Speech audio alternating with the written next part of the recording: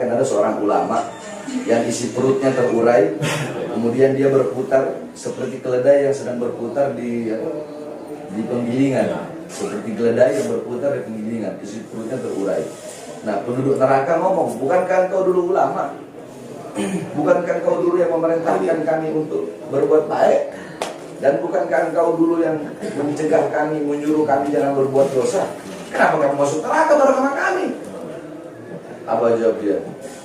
Amartukum bil ma'ruf walam fa'al, wa nahaitukum 'anil munkar wa fa'al. Aku suruh kalian berbuat baik, tapi aku tidak melakukan kebaikan itu. Itu mencampur-campur ngomong doang. Aku suruh kalian jangan berbuat dosa, tapi aku melakukan dosa itu. Makanya aku lebih parah disiksanya daripada kalian. Berat seorang ulama. Makanya kan Anda bilang umat, pejabat, baru ulama. Betul. Ulama sama pejabat lebih berat ulama. Nah, makanya kan kenapa kok anak ngomong, pemerintah, presiden.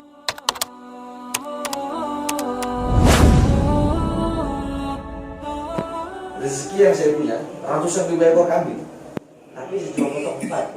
Adik saya Habib Hussein, rezeki yang dia punya pada hari itu hanya kopi 1 cangkir, setengah dia kasih untuk kamu, setengah dia minum bersama keluarga dan anak istri. Hari itu rezeki dia cuma roti kering 1, setengah dia kasih untuk kamu sebagai tamu, setengah dia makan bersama anak istrinya. Dia bisa memberikan setengah dari seluruh hartanya untuk kamu. Sedangkan saya dari ratusan ribu hanya bisa menekor. Berarti dia lebih kaya, lebih dermawan. Jadi ukuran sedekah itu bukan seperti itu. Soalnya begini, aneh punya uang 1 juta, anak sedekah 100 ribu. Bang 12 punya uang 100 ribu, sedekahnya 50 ribu. Kalau kita mau lihat kasat mata, nilai ukuran lebih besar saya kan? Lebih besar aneh dong, anak 100 ribu. Tapi kalau mau nilai dermawannya, kayanya ini. Kenapa? Karena bisa udah punya duit cuma 100 ribu, tapi rela mengeluarkan setengahnya.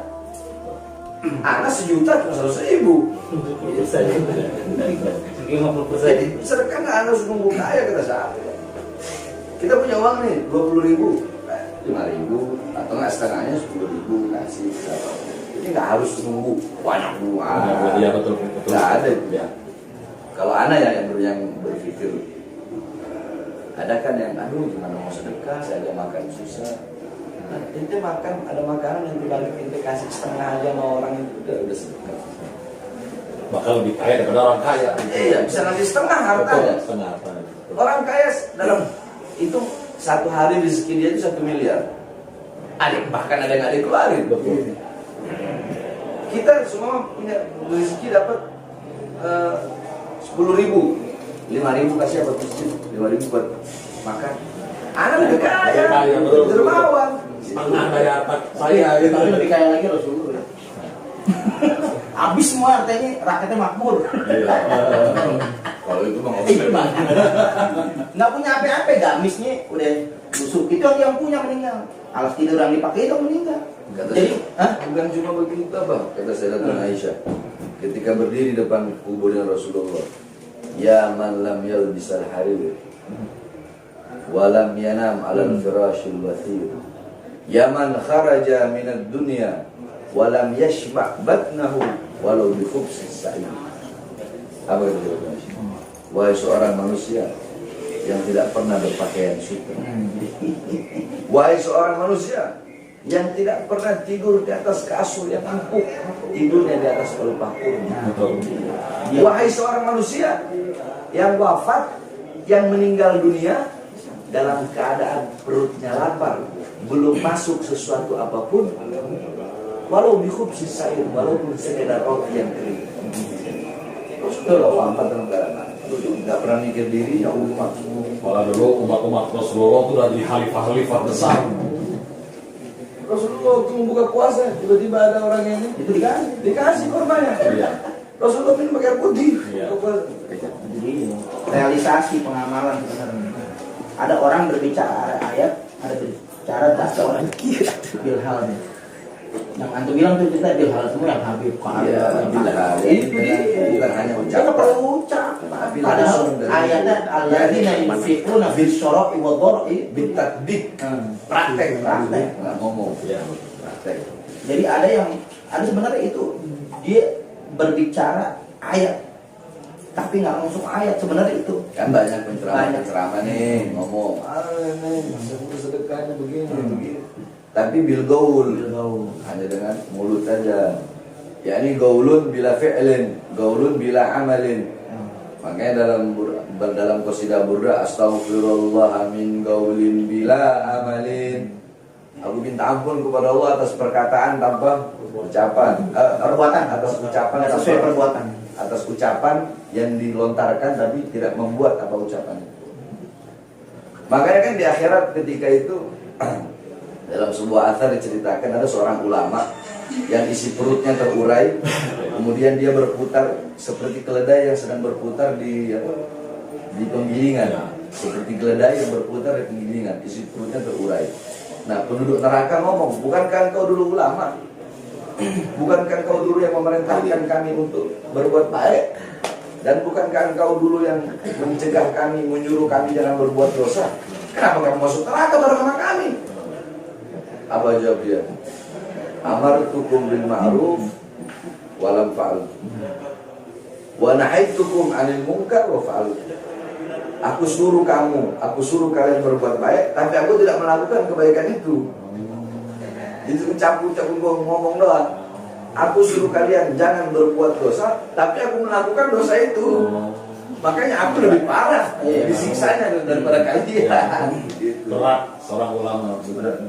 Makanya kan Anda bilang umat, pejabat, baru ulama. Betul.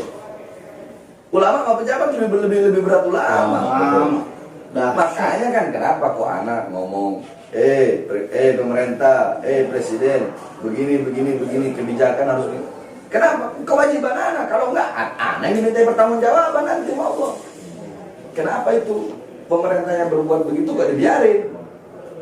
Anak mau jawab apa? Ya begitulah kita negara demokrasi. Kita ngomong begitu malah kita yang cuma ya. tapi ada lebih biadab dari begitu, Beb. Bukan apa? Anaknya orang Dia rusak. ya itu. Dia hancurin itu lebih dajjal. Iya itu namanya kan alimun alladzi ja'alu ilmahu tabiyan ra'il muluk. Orang berilmu yang menjadikan ilmunya untuk mengikuti kemauan penguasa. Maksud kemauan di sini kemauan buruk. Contoh, penguasa mau A ini haram, bukan enggak. Tapi nanti si ulama yang dekat tadi ini mencari dalil untuk membenarkan yang salah dan bagaimana caranya biar yang haram jadi halal. Kan salah menyalahgunakan ilmu.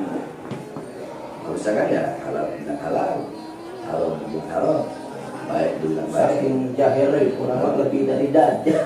Inna ahwafa ma'ahafu ala ibn umat ini dajjal munafikun alih. Dia kan Ya cuma kerusakan, karena kerusakan. Paling kita paling ngeri Sayyidina Umar ketakutan Karena bukan sama setan. Karena kerusakan yang Ulama. emang iya. Karena Emang kerusakan yang dibuat oleh para ulama-ulama yang ulama-ulama sesat. Itu kerusakannya lebih besar daripada kerusakan yang dibuat oleh Dajjal. Kenapa? Dajjal berbuat kerusakan itu dengan istidrot, nggak pakai ayat, nggak pakai hadis, nggak pakai dalil, nggak pakai nasihat. Dajjal mah giniin kakinya, tumbuh-tumbuhan. Orang ngikut.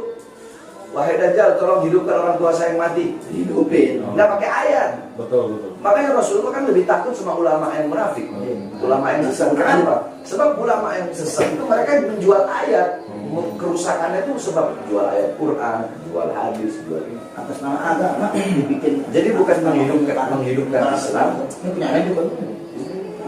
tapi cari hidup dalam Islam. Jadi ini apa? Mesti bahas ulama.